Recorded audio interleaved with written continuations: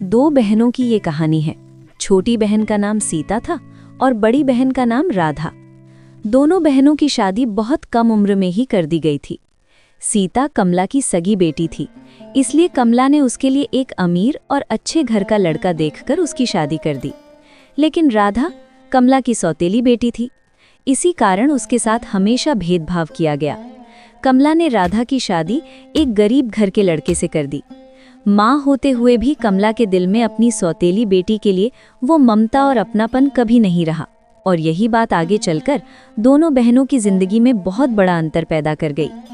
तभी कमला ने प्यार से कहा, बेटी सीता, आज तू वापस अपने ससुराल चली जाएगी। तेरे जाने के बाद मुझे तेरी बहुत याद आएगी। अरे माँ, आप चिंता मत कीजिए, मैं आपसे मिलने आती जाती रहूंगी। और फिर मैं अभी नहीं जा रही हूँ, शाम को आपके दामाद जी मुझे लेने आएंगे। वैसे माँ, इन्होंने मुझे अभी ही घर जाने को कहा था।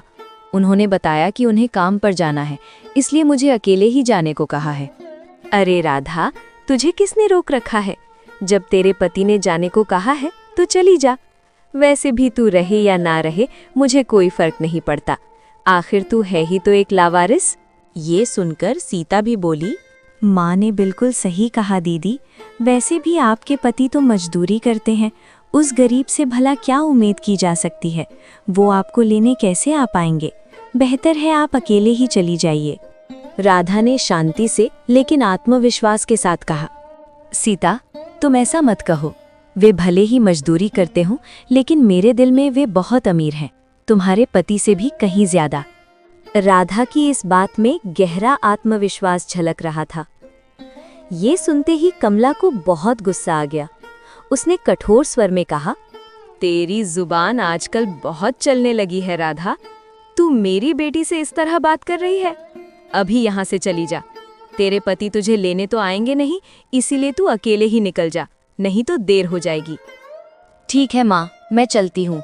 आप अपना और पिताजी का ख्याल रखना। ये कहकर राधा अपने ससुराल की ओर निकल पड़ी। घर जाने के लिए रास्ते में राधा पास खड़ी एक चाचा की बैलगाड़ी के पास पहुंची और बोली, अरे चाचा जी, क्या आप मुझे मेरे घर तक छोड़ देंगे? अरे बेटी, मैं तो यहाँ लोगों को उनके लक्ष्य स्थान तक पहुँचाने के लिए ही खड़ा हूँ। वैसे बेटी, तुम्हारा घर यहाँ से कितनी दूर है? चाचा जी, मेरा घर ज्यादा दूर नहीं है। बाजार के उस पार पहुँचते ही मेरा घर आ जाएगा। तकरीबन आधे घंटे से थोड़ा पहले ही हम वहाँ पहुँच जाएंगे चाचा। चाचा ने सहमति में सिर हिलाते हुए कहा, अच्छा तो बेटी, चलो बैलगाड़ी में बैठ जाओ, मैं तुम्हें घर तक पहुँचा देता हूँ, और उसके बाद आज के लिए मैं भी अपने घर चला जाऊंगा। चाचा के ऐसा कहने पर राधा बैलगाड़ी पर बैठ गई और चाचा ने भी बैलगाड़ी आगे बढ़ा दी। कुछ घंटे बाद रघुनाथ यानी सीता और राधा के पिता बाजार से घर लौट आए।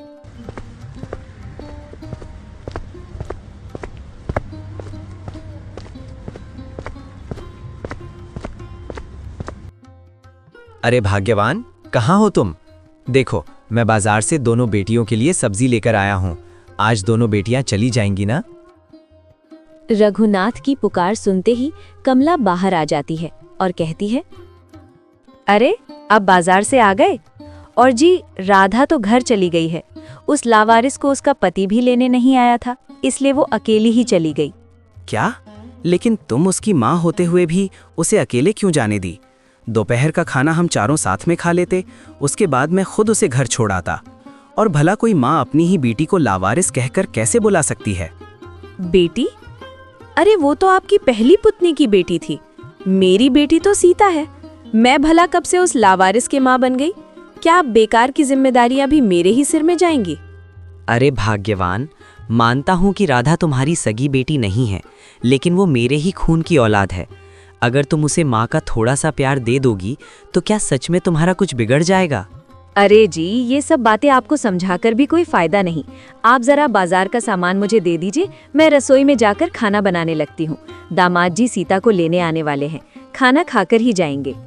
कमला ये कहते हुए रघुनाथ से बाजार का ठेला लेकर रसोई की ओर चली गई। पता नहीं भाग्यवान की ये भेदभाव भरी जिद आखिर कब खत्म होगी।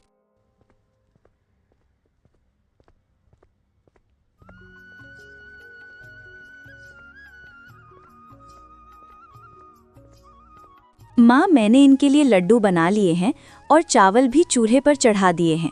अब बस सब्जी बनानी बाकी है। पिताजी सब्जी लेकर आ गए हैं, तो चलो अब जल्दी से सब्जी भी बना लेते हैं। हाँ बेटी, तेरे पिताजी बाजार से ताजी ताजी सब्जियां ले आए हैं। आज दामाद जी को खूब खिलाएंगे।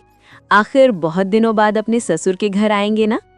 कमला अपनी बेटी सीता के पति से भी बहुत प्यार करती थी, लेकिन राधा के पति के साथ वो ठीक वैसा ही व्यवहार करती थी जैसा वो खुद राधा के साथ करती थी। चलिए माँ, अब देर ना करते हुए सब्जियों को गमले में रखकर जल्दी जल्दी काट लेते हैं। इसके बाद दोनों मिलकर सब्जियां काटने में लग गए।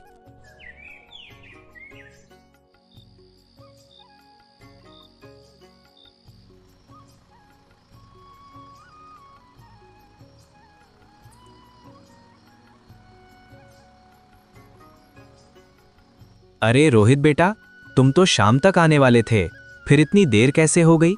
रास्ते में कहीं कोई तकलीफ तो नहीं हुई ना? अरे नहीं पिताजी, मुझे कोई तकलीफ नहीं हुई। बस कुछ काम की वजह से थोड़ी देर हो गई, इसलिए मैं एक रिक्शा भाड़े पर लेकर आ गया हूँ। दोनों की बातों के बीच कमला बाहर आ गई। अरे दामाद जी, तुम आ गए, लेकिन इतनी देर कैसे हो गई बेटा? तुमने तो कहा था कि तुम शाम को आ जाओगे। माँ जी, काम की वजह से थोड़ा देर हो गई। वैसे आप कैसी हैं? और सीता कहाँ है माँ जी? वो दिखाई नहीं दे रही। अरे बेटा, मैं ठीक हूँ और सीता तुम्हारे लिए खाने का इंतजाम कर रही है। भाग्यवान, तुम भी जाकर सीता की मदद कर दो ताकि दोनों आराम से खाना खा लें और जल्दी घर के लिए रवाना हो सकें, क्योंकि रात काफ़ी हो चुकी है। रघुनाथ के ऐसा कहने के बाद कमला रसोई की ओर चली गई। कुछ समय बाद कमला और सीता खाना लेकर बाहर आ गई। दामाद जी, आज तुम्हारे आने की खबर सुनकर तुम्हारे लिए ढेर सारा खाने का इंतजाम किया है बेटा। जी भर कर खाओ। आप लोगों का बहुत बहुत शुक्रिया माँ जी, लेकिन राधा दीदी और उनके जीजा जी दिखाई नहीं दे रहे हैं।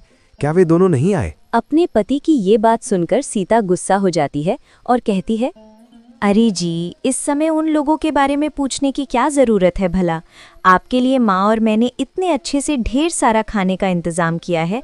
आप पिताजी के साथ आराम से खाना खाइए। सीता की ऐसी बातें सुनकर रघुनाथ के मन में गुस्सा तो आया, लेकिन रोहित के सामने उन्होंने अपना गुस्सा जाहिर नहीं होने दिया। बेटे रोहित, ये सब बातें छोड़ो और पहले खाना खा लो। तुम दोनों भी रसोई में जाकर खाना खा लेना। उसके बाद देर ना करते हुए रोहित और सीता घर के लिए रवाना हो जाएंगे, क्योंकि काफ़ी देर हो चुकी है। रघुनाथ के ऐसा कहने पर किसी ने कुछ नहीं कहा। रोहित और रघुनाथ खाना खाने लगे। दूसरी तरफ कमला और सीता भी खाना खाने के लिए रसोई चली गई। कुछ समय बाद रोहित और सीता रिक्शे पर बैठकर घर की ओर चल पड़े।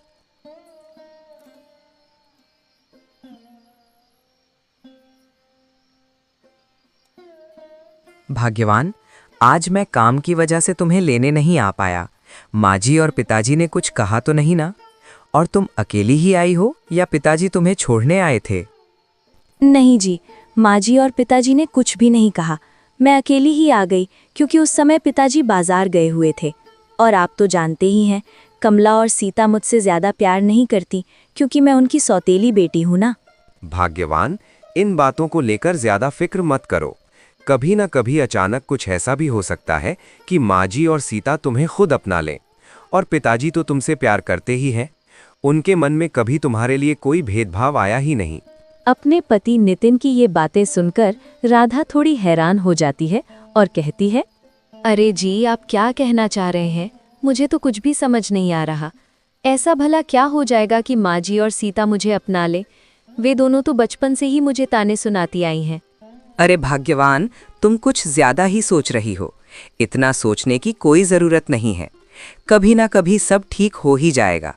और इन 2 दिनों में तुम घर पर नहीं थी, इसलिए घर का सामान भी खत्म हो गया है। एक काम करते हैं, कल हम दोनों साथ साथ बाजार चलेंगे और घर की ज़रूरत का सारा सामान ले आएंगे। हाँ जी, ठीक है, लेकिन कल आपको काम पर नहीं जाना है क्या? अगर काम रुक गया तो पैसों की समस्या हो सकती है। नहीं, कल कोई काम नहीं है।